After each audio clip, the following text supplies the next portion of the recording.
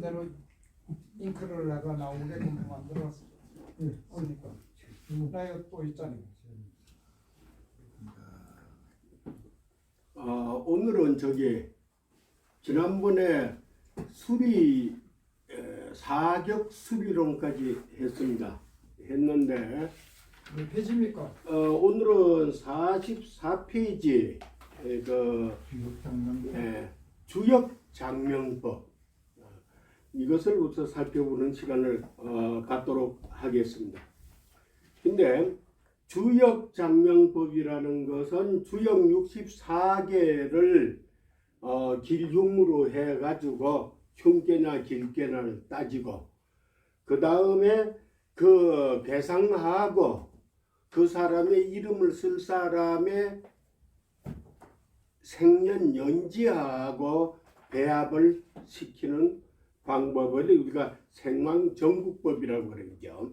예, 이렇게 활용을 한다 이렇게 보시면 됩니다. 그런데 수리영동법은 지난번에 사격수리론에서 획수의 성명자의 획수를 가지고 두 자씩 해서 이제 초연운, 청연운, 장연운, 말년운을 이제 살피는 이론이고요. 그 다음에 주역은 또 글자의 배합을 가지고 획수를 가지고 주역 괴상으로 도출을 해서 64개로 도출을 해서 길게냐 흉계나 따지는 겁니다. 여기에서도 더 깊이 들어가게 되면은 저도 그것을 너무 심오하고 어렵기 때문에 거의가 안 쓰는데 384효를 가지고 또 설명을 하고 그 다음에는 또 타고난 주역 회상이 있습니다. 그래서 그 타고난 자기가 생년월시를 주역 회상으로 변환을 시켜서 그 다음에 배합계, 도전계, 반음계 뭐 이렇게 선택을 하는데 그 가능하면 이제 이론은 배합계로 되면 더 좋다 이런데 사실은 주역 길계를 뽑는 것도 수리영동법으로 길격을 뽑아가지고 주역 길계를 뽑는 것까지도 너무너무 어렵습니다. 그런데 그래서 띠하고 생황정국법으로 이제 배합을 맞추는데 더 깊이 들어가게 되면은 주역 자기가 타고난 괴상하고 성명 이름자의 괴상이 도전이 되지 말고 그 다음에 반음이 되지 말고 반음이라는 거는 부딪히지 않고 그 다음에 배합이 되면은 좋다. 이렇게 우리가 해석을 할 수가 있는데 거기까지는 사실은 저도 이름을 재달라고 해도 그 주역 배합계까지는 뽑으려고 그러면 아마 한 달은 걸려도 힘들 거예요. 그래서 그것까지는 저도 좀 활성화를 못 시키고 현업에 종사하면서도 적용을 못 시키고 있다는 점을 우선 말씀드리고 거듭 말씀드렸지만 아무리 좋은 이름이라도 자기 쓸 사람 몸에 사주에 맞지 않으면 남의 거다. 그런데 우리가 지난번에 제 첫 시간에 말씀드렸지만은 우리는 좋은 이름 짓기를 배우는 거지 그 사람하고 맞추는 거는 나중에 사주학이 완성이 됐을 적에 그때 가능한 일이라는 말씀을 분명히 드렸습니다. 그래서 우선은 배합을 시키려면은 띠하고 생황정국법으로 이제 맞춘다. 이렇게 이해를 하시면 됩니다. 그래서 우선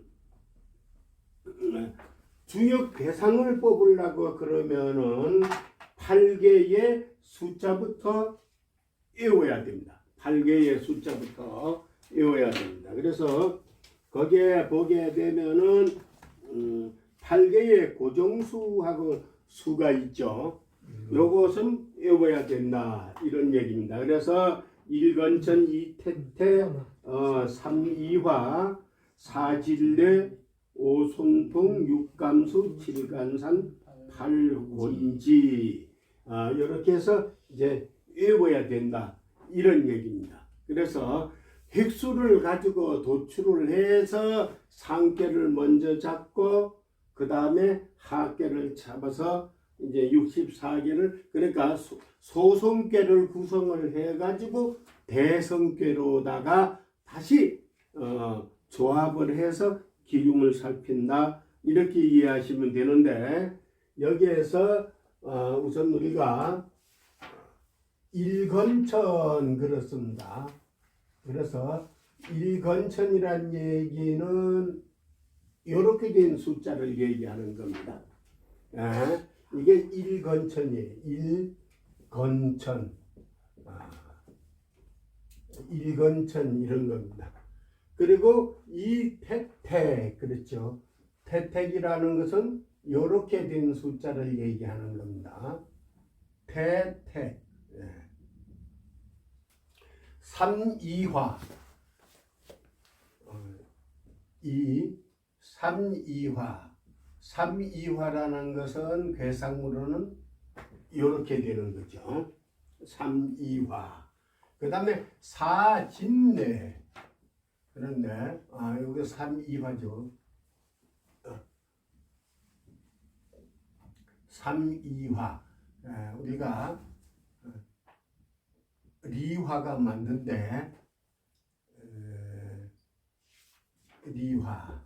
그 다음에 사진례. 그렇죠. 사는 진례라는 얘기는 이렇게 생겼다는 얘기. 이것을 우리가 사진례 그럽니다. 진례. 그 다음에 오손풍. 그렇죠. 손풍은 이렇게 생겼다는 얘기. 오손풍. 그 다음에 육감수. 육은 감수란 얘기인데 괴상은 이렇게 생겼다. 육감수.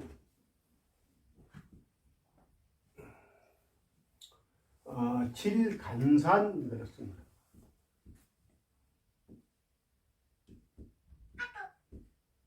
이건 간산 그렇게 있습니다. 간산. 팔곤지. 이거는 곤지. 자, 이것이 우리가 소성괴입니다. 팔괴라는 얘기는 많이 들어봤을 겁니다. 이 소성괴입니다. 소성괴인데 이 소성괴의 괴상은 우리 장명법에서는 이해하고 외워야 할 이유가 거의가 없습니다. 왜 없는가 하면은 육효 해제라고 해가지고 저기 교재에 뭐 어떻게 되면 뭐가 좋고 나쁘고 이렇게 쭉 다 설명을 해놨으니까 그대로 활용만 하시면 되기 때문에 그거 없습니다. 그러면 이것은 어떻게 해서 생겼느냐 이 괴상은 자 이렇게 해서 생긴 겁니다. 팔이 간지입니까? 곤지요. 곤지. 예예. 땅곤자 곤지입니다. 그래서 이것을 어떻게 생겼는가 하면 제일 먼저 이거 무슨 뜻인가 하면은 이렇게 작대기로 그어진 건 우리가 양이라고 생각합니다. 이 선천팔계가 구성된 거는 우리가 태후 복희씨가 그었다고 되어 있으니까 지금부터 한 5600년 전 된다는 얘기. 그때 문서가 글이 없던 시대니까 저렇게 표시를 했다 이 얘기입니다. 그래서 이건 우리가 양입니다. 양인데 이 양은 왜 양인가 하면 남자의 성기가 이렇게 하나로 길게 이어졌다고 해서 그걸 표시를 했다고 합니다. 양. 그리고 그 다음에 이렇게 끊어진 건 우리가 음입니다.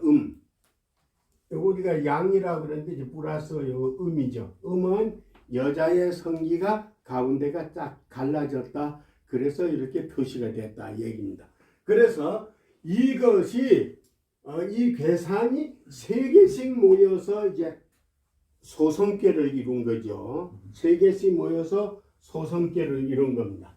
그러니까 우리가 이걸 읽을 적에 어차피 장명법에서 이것도 익혀야 됩니다. 장명법에서 장명법이 아니라 저 택일법에서는 이것을 그대로 활용을 해야 됩니다. 그래서 뭐라고 그러는가 하면 이것을 우리가 건삼년 그럽니다. 이 일건을 건삼년 그럽니다. 무슨 얘기인가 하면은 건은 하늘을 뜻하는데 건은 세 개가 다 이어졌다 얘기. 건삼년.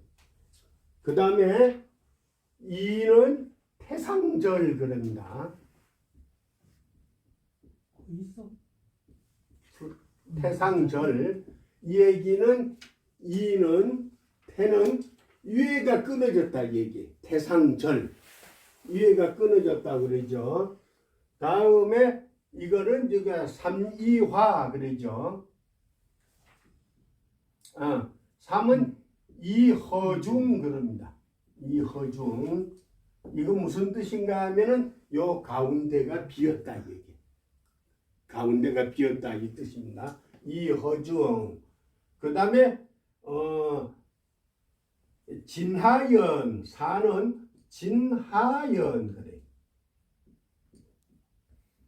이거 무슨 뜻인가 하면은 진괴는 밑에가 이어졌다 얘기. 진하연 아래하 밑에가 이어졌다. 오는 이제 손하절 그래요. 손하절. 이것은 손하절 그랬는데 이것은 무슨 얘기인가 하면은 밑에가 끊어졌다. 아래가 끊어졌다. 손하절. 다음에 이거는 감중연 그래. 이해가 빨리 갈 겁니다. 감중연. 감께는 가운데가 이어졌다. 가운데가 이어졌다. 감중연. 다음에 간상연 그러지. 7원. 간상연. 이거는 감께는 위에가 이어졌다. 위에가 이어졌다. 간상연. 그 다음에 곤삼절. 예, 이건 곤삼절 그래요. 자, 8번은 3개 다 끊어졌다.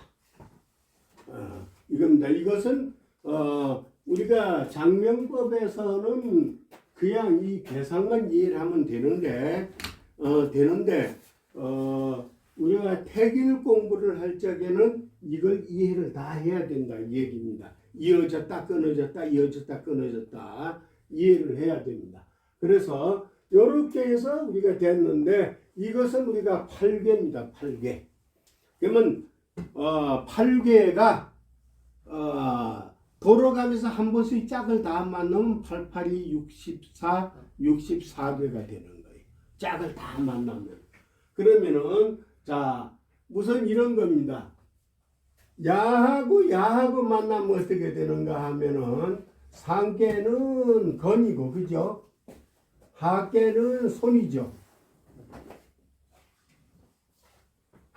이렇게 만나게 되면은 우리가 뭐라고 하는가 하면은 천풍 이렇게 되죠.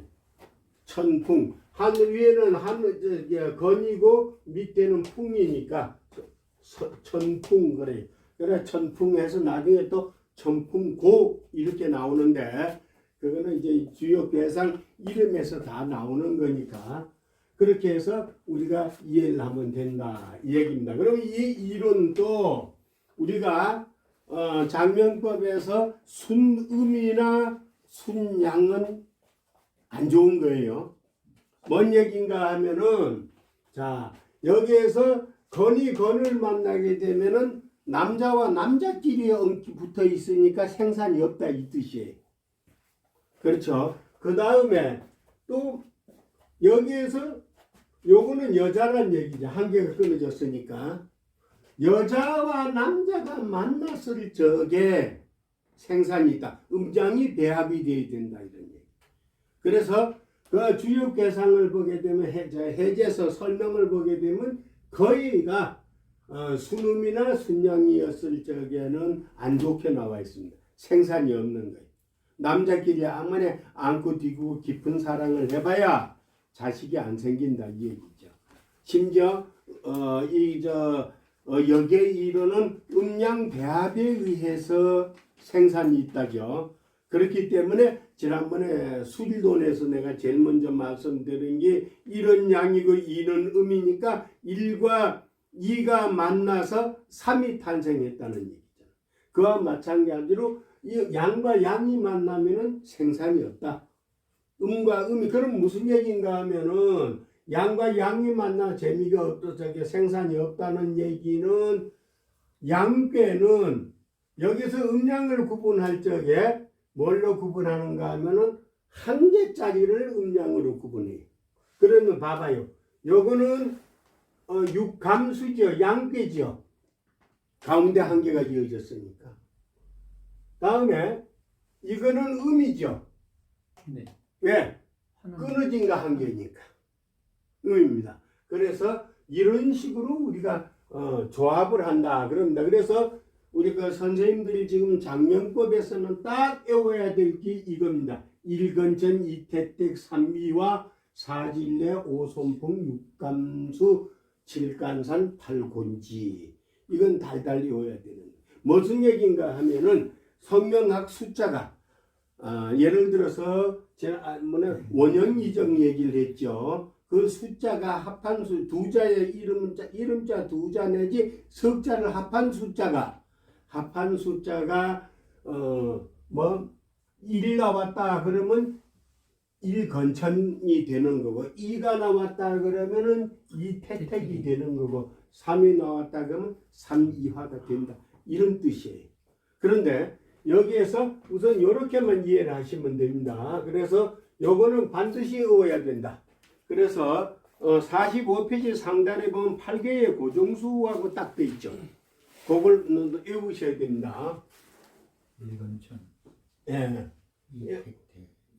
그리고 그것은 반드시 외워야 되는데 그러면 글자의 획수 계산은 어떻게 할 건가? 글자의 획수 계산은 어떻게 할 건가? 우리가 수리영동법에서는 숫자로 기륭을 따질 적에는 우리가 필획법을 씁니다. 필획법이라는 것은 글씨를 쓸 적에 붓이 떨어질 적마다 한 획씩 계산한다 이 뜻이에요. 그런데 이 주역장명법에서는 곡표법을 씁니다. 곡표법. 예를 들어서 이거 안 적어도 책에 있는 겁니다. 45페이지에 다 있는 거예요. 그래서 자 위에 거 적으세요. 그럼 이건 무슨 얘기인가 하면은 자 우리가 여태 지난번에 배운 수리영동법에서는 세 글자를 한 획으로 쓴다 얘기입니다. 그런데 주역장명법에서는 곡표법을 쓰니까 이거 4획으로 써야 돼요. 하나, 둘, 셋, 넷. 이렇게 4획으로 씁니다. 그래서 곡표법을 쓴다. 그래서 날일자 같은 경우에도 우리가 수리영동법에서는 하나, 둘, 셋 그렇게 되죠. 3획이 되죠. 하나, 둘, 셋, 넷, 4획이 되죠. 그런데 주역법에서는 이거는 5획이 된다. 하나, 둘, 셋, 넷, 다섯. 5획으로 씁니다. 그래 곡획법으로 쓴다. 이걸 이해를 하셔야 돼요. 그리고 그러면 이 곡획법으로 써가지고 야